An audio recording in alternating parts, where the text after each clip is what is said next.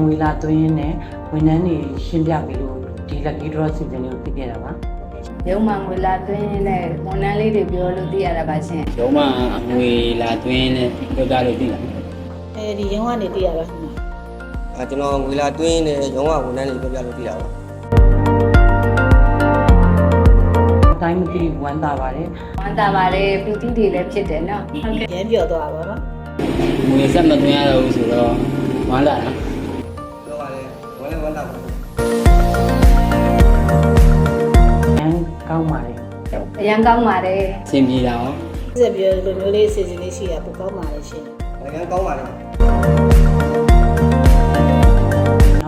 နောက်လာတွေလည်းဒီထက်ပိုပြီးပေးစီခြင်းပါအဲ့ဒါလည်းဒီထက်ကောင်းတဲ့ဒါလေးတွေဖြစ်ချင်တယ်လို့နော်ဒီစီစဉ်လေးအများတန်းရှိနေသေးခြင်းပါအမအထွေလူမရှိပါဘူးစီစီပါ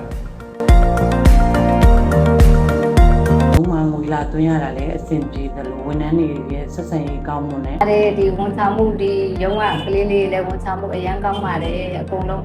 လက်ဆောင်ပစ္စည်းကြီးတွေလည်းပေးသေးတယ်စက်ပစ်လေးအဆင်ပြေပါတယ်ကောင်းပါလေ